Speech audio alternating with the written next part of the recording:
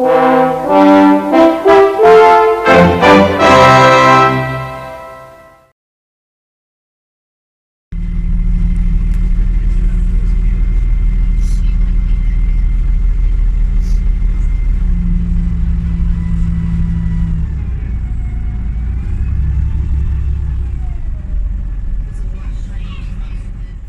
and welcome to my second video about the MCW Metrobus.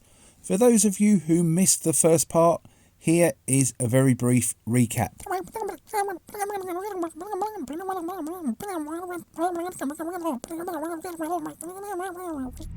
Did you get that? Okay, joking aside, I will put a link to the previous video up in the top right hand corner by my channel icon. In this video I will be looking at the Mk2 Metrobuses and I will be looking at the Metrobus in general after it retired from mainstream service.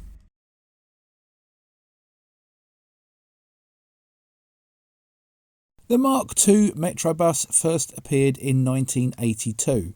It was an updated design of the original Mk1 Metrobus and featured fewer operating parts. Now that's not to say that the parts that were there weren't working, but it had just been rationalised so there was less bits that could go wrong. It also featured a revised interior and a revised front dash panel as well. But the most obvious feature that you know when you're looking at a Mk2 Metrobus was the fact that the windscreen was symmetrical when compared to the original Mk1 Metrobus's windscreen, which was asymmetrical, which was a design feature that had been carried over from the Metro Scania and the Metropolitan. A lot of the fleets that took the original Metrobus took Mk2s, as I've mentioned before. As far as export sales went, the Metrobus was only exported new to Hong Kong. The first 12 fairly standard Metrobuses heading for China Motorbus in 1978. MCW later developed an 11-metre 2-axle version of the Metrobus, and this again was sold to China Motorbus, but there was only 40 of these produced. But when you think of Hong Kong and Metrobuses, you immediately think of these 12-metre long 3-axle ones for China Motorbus. Now Kowloon Motorbus also had 3-axle ones, but theirs were only 11-metre long. But they were both very, very impressive vehicles. Kowloon also ordered 80 2-axle Metrobuses as well. Kowloon Canton Railway Corporation purchased 39 2-axle Mk2 Metrobuses, and they later supplemented these with 20 second-hand Mk1s which had been bought from South Yorkshire PTE in the UK. Argos Bus also bought some ex-South Yorkshire PTE Mk1 Metrobuses too. In the late 1980s, the Laird Group, which was the parent company of Metro Camel Wayman, decided to sell its rail and bus division. Unfortunately, no buyer could be found for MCW as a whole, so it was decided to sell off the designs for the products separately. But this would see the end of bus production at the Washford Heath factory near Birmingham. The last Metro bus to be built was G4080GD, and that was for Strathclyde buses in Scotland.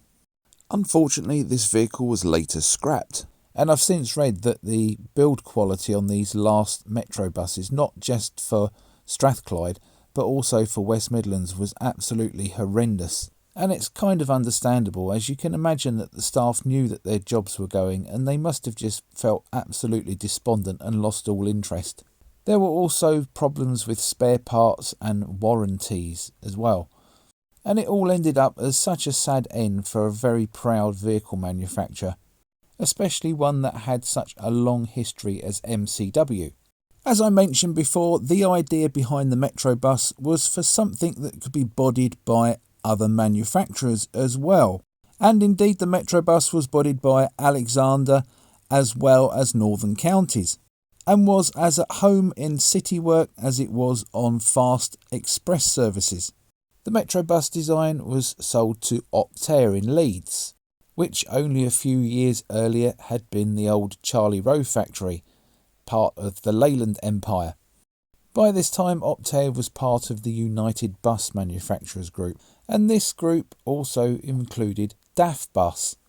And when the Optare version of the Metrobus finally did appear in 1991, it was nothing like the original one. It featured a much more modern styled body, and that was fitted to a DAF DB250 chassis and was known as the Optare Spectra. Despite the end of production, the Metrobus was still proving very popular and fairly reliable in service. Now I say fairly reliable because the MCW corrosion problem reared its head again. And this resulted in quite a few Metrobuses being sent away to companies like Marshalls of Cambridge to be rebuilt. The ones for London Transport and the ones for West Midlands were treated to this. Some of them had a smaller back window, some of them lost their back window completely. But they had the back end completely rebuilt and strengthened. Metrobuses could be found in all, if not most, of the main fleets. First Bus, Stagecoach, Arriva and Go Ahead Group all operated Metrobuses.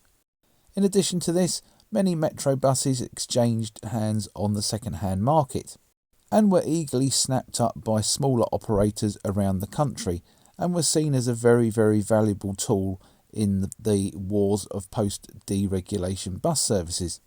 The vast fleets of West Midlands Travel and London Transport provided lots of buses on the second-hand market. A lot of the former London ones ended up with Enzyme Bus, who open-topped or part open-topped them for their city sightseeing operations. In fact, some of the Hong Kong 3-axle versions were imported back into the UK, and some of those were open-topped and found their way onto the original London sightseeing tour, where that extra capacity on the upper deck proved really useful. This idea of a jumbo open-top bus first being tried with another MCW product, the MCW Metroliner coaches. Now maybe that's another story to tell, that of the MCW Metroliners.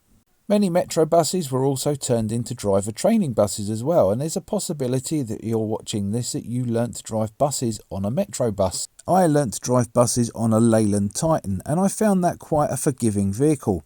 But years later I was to teach somebody how to drive a bus using an MCW Metrobus, and this proved to be even better than the Titan when it came to learning to drive in. And finally, and most happily as well, there's many preserved Metrobuses around the country, and the Metrobus is now one of my favourite buses, and it's always a pleasure to see them when you go to a show and ride around on them. The sound effects on a Metrobus is absolutely second to none. And I know you're going to say, Jake, you don't know what you're talking about. The AEC Regent with a pre-select gearbox or a semi-automatic Bristol low-decker sounds an awful lot better than a whiny old Metrobus. But to me, the whining, the clunking into gear and everything like that is just absolutely brilliant. It really is. It sounds so Heath Robinson.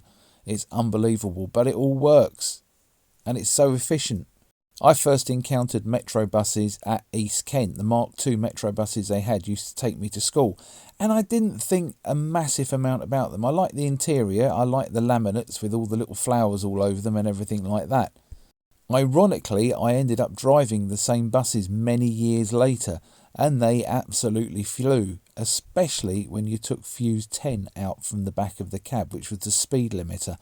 And these things would just wind up and wind up. They were Cummins engine with Voith gearboxes, so they were very, very fast and very, very smooth.